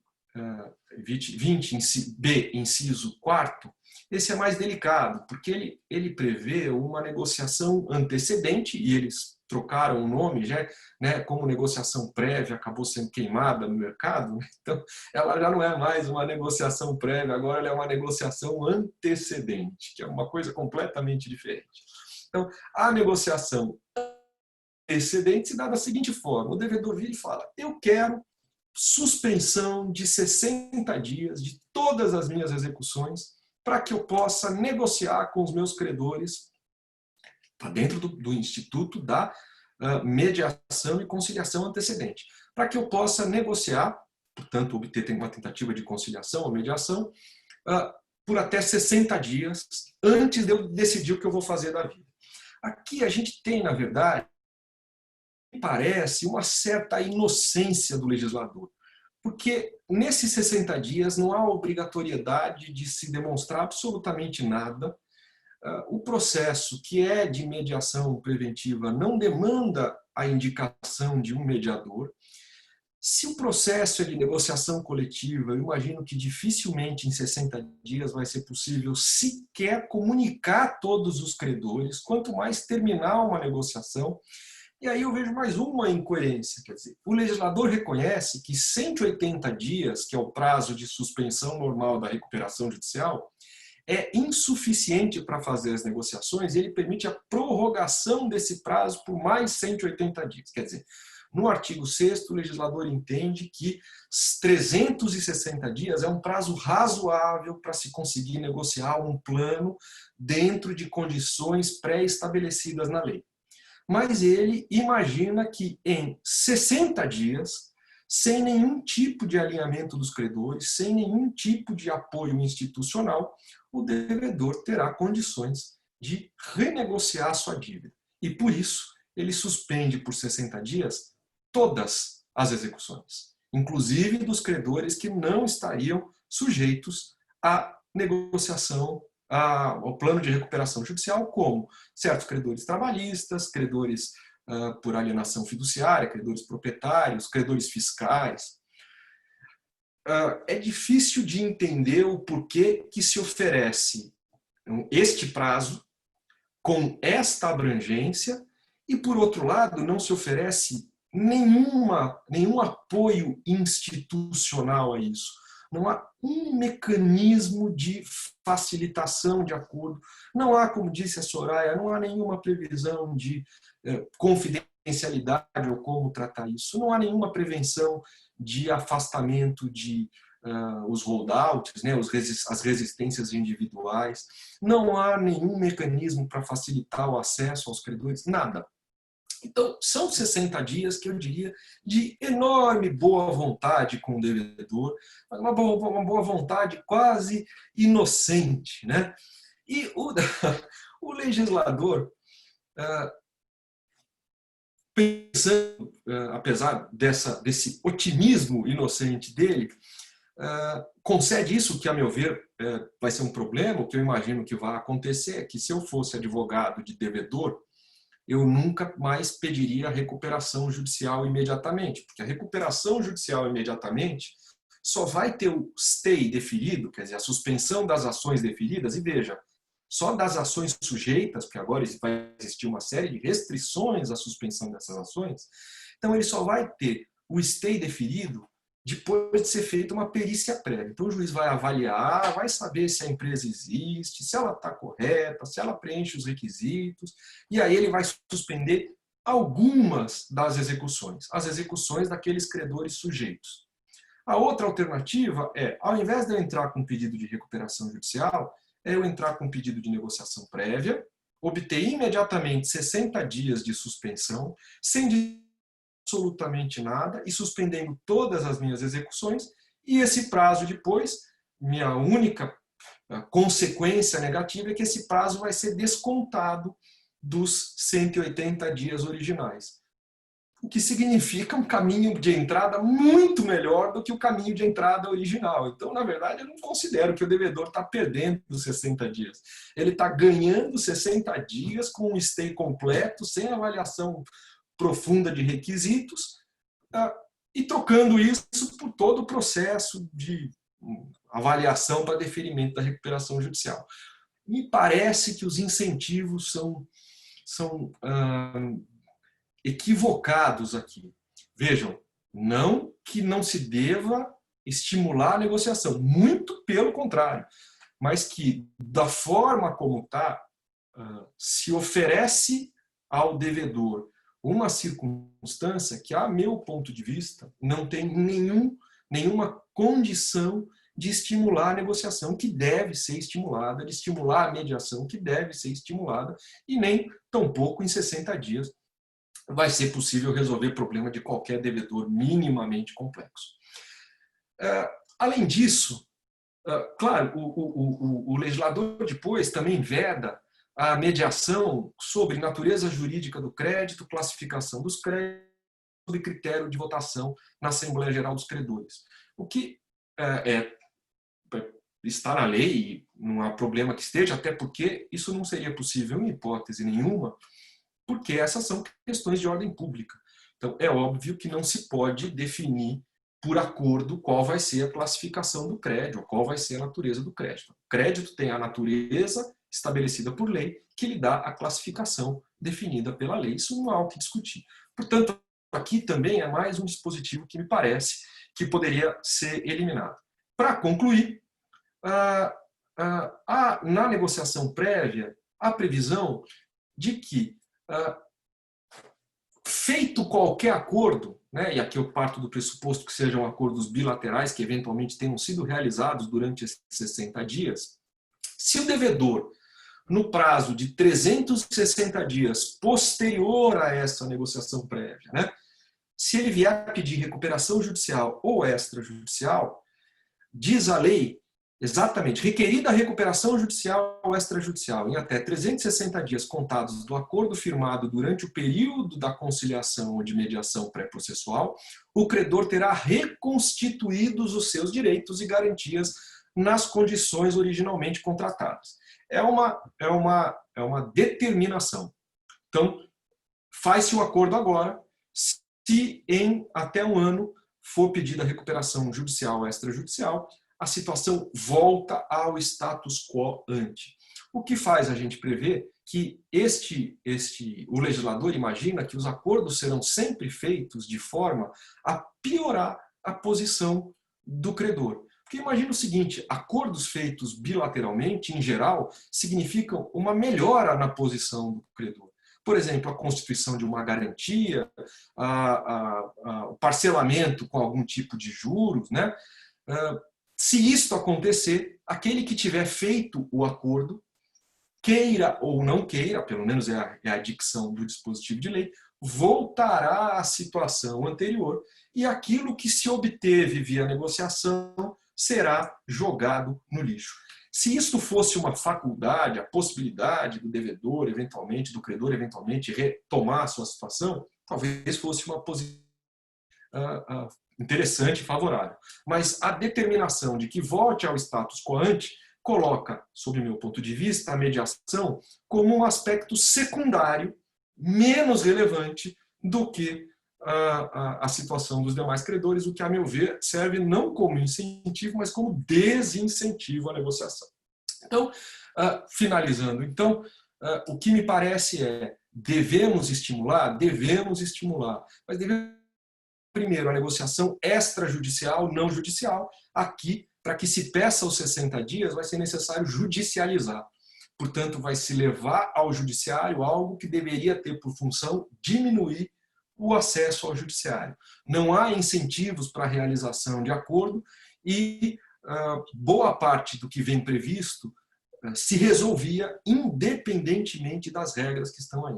Então, concluindo, entendo necessário e desejável que se tenha um estímulo à negociação, à recuperação judicial. Eu acho que não tem nada mais moderno e importante, a gente deve se debruçar para melhorar essas circunstâncias, mas entendo que, como um todo, essa parte que foi trazida do PL 1397, já tinha sido rejeitada no PL 1397, entra no novo projeto de lei e, infelizmente, não acrescenta o que a gente gostaria que acrescentasse em matéria de negociações antecedentes, mediações, conciliações e facilitação de acordo entre as partes. Muito obrigado. Obrigado, Satiro, pela exposição do projeto, pelas críticas sempre precisas e com a demonstração clara dos efeitos, que eu acho que pensar a lei a partir dos efeitos é muito importante também. E talvez eu tenha entendido sua conclusão de uma forma um pouquinho mais direta da que você pronunciou, ou seja, não é que não agrega, piora. Piora o incentivo a uma solução negociada, que é tudo que a lei buscou, no final das contas. Então, é quase que uma contradição in terminis. Você está criando uma recuperação prévia, por assim dizer, que, no final das contas, pode atrapalhar o alinhamento dos interesses de todos os envolvidos. Então, isso mostra o quão, se de um lado a negociação e a mediação tem um papel importante a desempenhar, ainda que não seja tão hegemônico, como já ficou muito demonstrado nessas exposições, o cuidado das intervenções institucionais legislativas tem que ser muito grande, porque é um sistema que deve ser aperfeiçoado e não necessariamente subvertido, né? Com isso, nós estamos aqui avançados no tempo, mas eu abro a oportunidade para algumas perguntas, né? Eu vejo que a Alessandra Bonilha fez uma pergunta aqui no Q&A, que é a seguinte: o devedor não deveria já de antemão ter minimamente um plano para iniciar um processo de diálogo com os credores, demonstrando que tem minimamente condições de viabilidade? Pergunta para o professor Satiro: negociar de forma embasada. Eu quase li aqui que era para responder de forma embasada, Satiro. Mas vai lá. Não, embasada é mais difícil. Mas eu acho assim, e esse é o tipo de mecanismo, por exemplo, que seria importante. Ter um mecanismo que facilitasse a negociação com alguns credores de maneira sigilosa, em que o devedor não precisasse escancarar que ele está numa situação de crise, o que existe em outros países, e que nesta negociação as informações tivessem que ser escancaradas e assim sucessivamente. Eu sou rigorosamente contra a ideia de que um devedor, você tem que evitar que um devedor abuse da recuperação judicial e, portanto, exigir pré-requisitos de negociação para que ele entre na recuperação judicial. O que a gente quer é que o devedor entre na recuperação judicial o quanto antes, porque ele não deve esperar a situação ficar ruim para ele entrar. E se ele deixar a situação ficar muito ruim, o que deve acontecer com esse devedor é que ele deve quebrar. É simples assim. Então, se ao entrar na recuperação ele já estiver numa situação de inviabilidade, ele quebra. O problema hoje é que o devedor ameaça os seus credores com a sua própria quebra. Ele fala: se você não aceitar, eu vou quebrar. E os credores ficam apavorados com isso. No momento em que a quebra passar a ser uma solução para aquele devedor que não fez a lição de casa dele, não negociou antes, não se acertou com os credores, o ideal é que ele entre com o seu pedido de recuperação judicial e que os credores alinhados rapidamente decidam que a hora é de liquidar ou de pegar aquela empresa e transferir para terceiros. Neste momento, a mediação entre credores vai ser importantíssima para alinhar o interesse deles. Não impedir que ele acesse o procedimento, porque o procedimento, além de possibilitar a negociação, é a forma de profilaxia é a forma de tirar os maus empresários do mercado. Portanto, dizer ele não tem acesso à recuperação porque ele é um mau empresário é a mesma coisa que virar para alguém e falar: você é tão ruim que volte para o mercado e continue tentando enganar os demais. Muito bom. Muito bom. Rodrigo, desculpa eu Por favor, atravessar aqui. Só para fazer uma solicitação. O Dr. Paulo, ele tem uma questão de horário, ele precisa sair agora às 11h45. Então, é só para você poder aí, eventualmente, justificar e agradecer a participação do Dr. Paulo, que foi excelente e nos trouxe aí muitas luzes aí para essa discussão toda.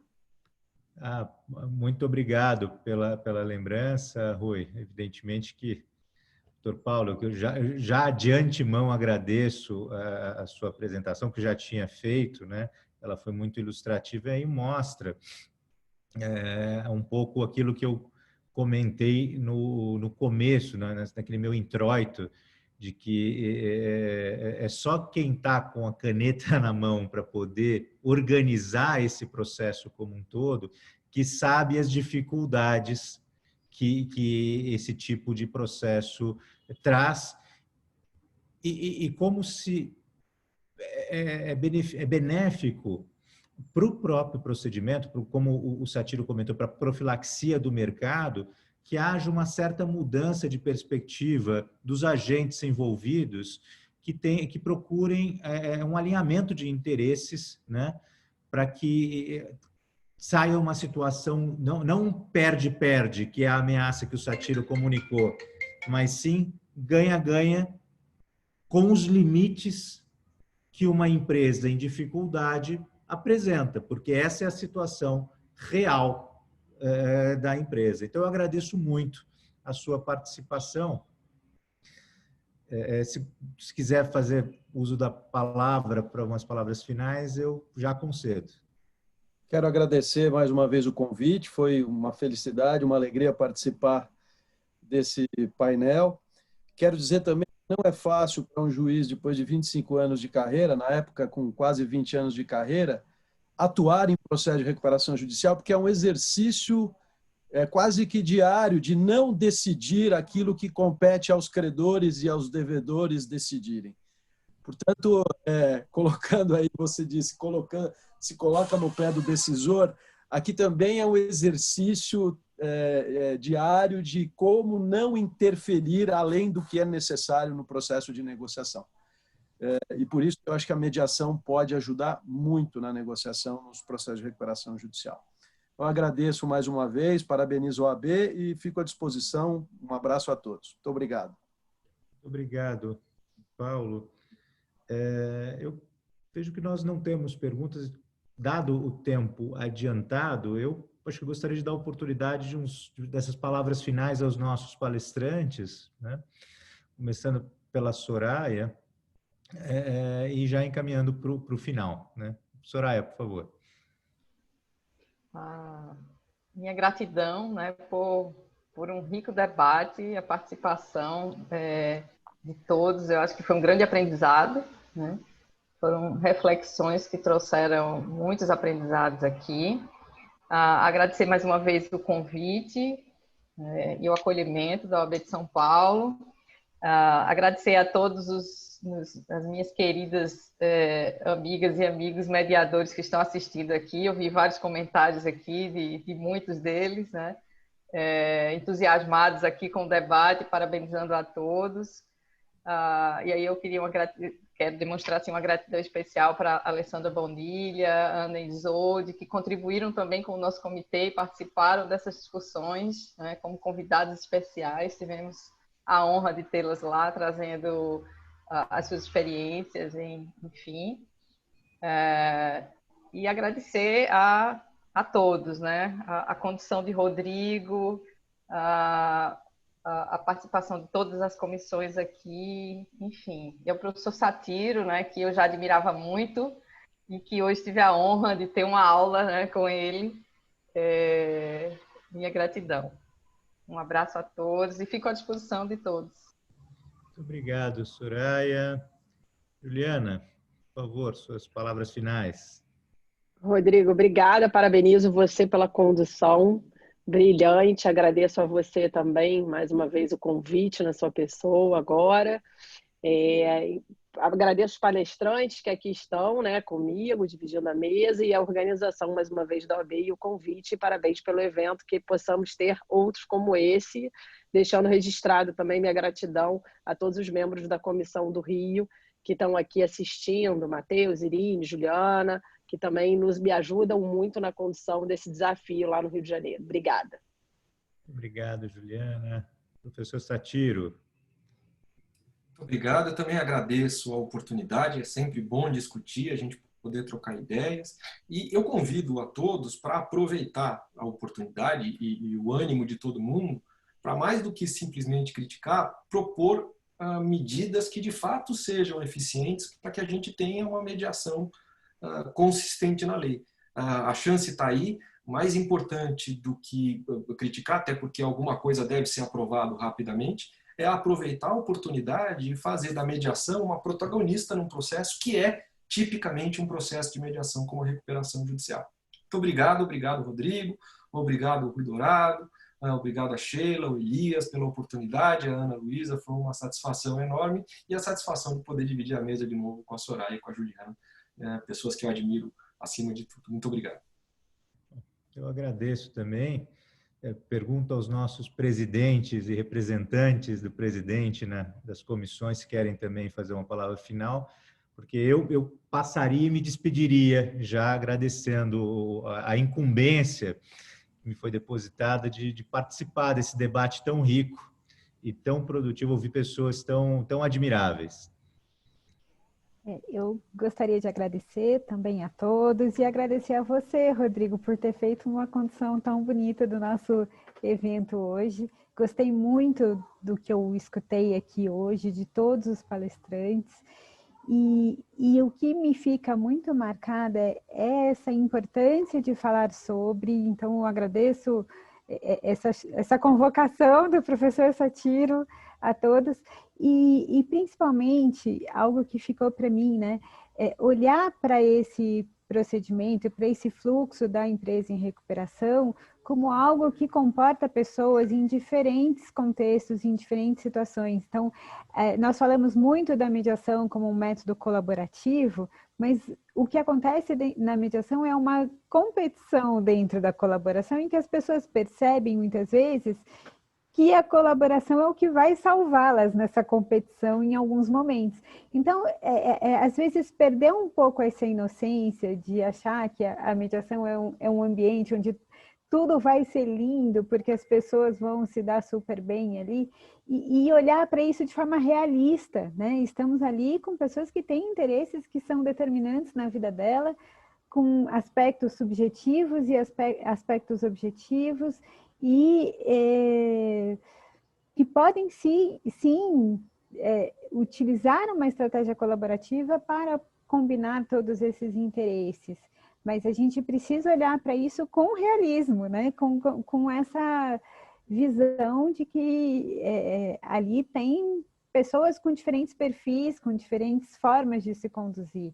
E aí isso tem que estar comportado dentro do procedimento que é criado pelo mediador também, né? Então, muito, muito, muito obrigada. Não sei se o Rui e o Elias e a Sheila querem aqui também trazer algumas últimas palavras. Obrigada, gente. Eu queria agradecer, aproveitando a palavra da doutora Ana Isolde, agradecer. O debate hoje foi muito bom, foi enriquecedor mesmo. A doutora Juliana comentou que foi no interior de São Paulo, foi nomeado já um mediador no início. Em São Paulo também foi. Foram 2 processos, inclusive eu fui nomeado mediador em 2 processos em São Paulo para já iniciar dentro de 2 recuperações judiciais. Então, eu acredito muito, sim, no sucesso disso. Foi muito bem colocado pelo Dr. Paulo Furtado as possibilidades de mediação, de transformação da RJ em extra, de auxiliar no plano, como a doutora Juliana também colocou, que foi colocado no interior. E eu coloco uma terceira coisa também, na discussão da lista de credores. Tanto o valor qual o tipo do crédito, seja ele quirografário, garantia real, extra, isso tem sido muito discutido e nas mediações tem sido muito discutido também.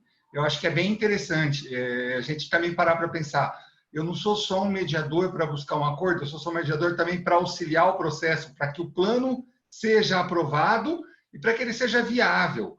Também foi bastante colocado ali, e eu gostei muito, a mediação do crédito extra-concursal. Isso é muito importante, porque qualquer devedor que você conversa, seja ele em sessão de mediação, sessão de pré-mediação, a primeira pergunta é, mas a empresa vai se erguer? Eu tenho a possibilidade de acreditar nessa discussão? E isso foi muito bem colocado por todo mundo aqui, desde a doutora Soraya, os princípios, o professor Satiro falando sobre a prévia de mercado, a negociação prévia não antecedente, eu gostei bastante. Eu acho que foi muito bem colocado, sim. O Dr. Paulo Furtado colocou também. Eu acho que isso aqui, essa iniciativa da OAB e das comissões, Dr. Rui Dourado, só tem a engrandecer esse novo estado que a gente se encontra, porque a pandemia trouxe essa situação. Fiquem todos com Deus, muito obrigado. Bom, eu queria apenas agradecer todos os meus colegas, meus amigos que aqui falaram e que certamente enriqueceram muito as nossas reflexões sobre a matéria. Como eu disse no início, nós teríamos aqui ótimas reflexões e possíveis respostas. Eu já vejo aqui reflexões fantásticas, novas dúvidas e muitas respostas também, né? Então, eu acho que aos poucos a gente vai construindo uma nova compreensão, uma boa e sólida compreensão sobre o tema, sobre os limites desse tema, sobre como a gente pode avançar. Deixo aqui a mensagem, repito a mensagem do professor Satiro, de que a gente precisa sim trabalhar para melhorar essas disposições assustadoras que temos nessa parte do PL, e convoco todos a essa reflexão, aproveitando o momento, né? Porque uma vez que isso estiver aprovado, claro, Inês é morta, vamos em frente, mas agora a gente tem uma oportunidade, uma janela de oportunidade que deve ser aproveitada. Eu gostaria também de convidá-los para os próximos eventos, lembrando que isso é um ciclo, né? Um ciclo de debate sobre o tema da mediação, então a gente vai ter um evento em outubro e um outro em novembro. Estou vendo aqui a agenda, dia 23 de outubro, às 10 da manhã, dia 27 de novembro, também às 10 da manhã. Já estão todos convidados, sempre com palestrantes que têm tanto uma reflexão teórica quanto uma vivência prática, que isso é indispensável nessa área. Então, dito isso, eu agradeço muitíssimo e vejo vocês muito em breve. Bom, rapidamente eu agradeço aqui a todos novamente.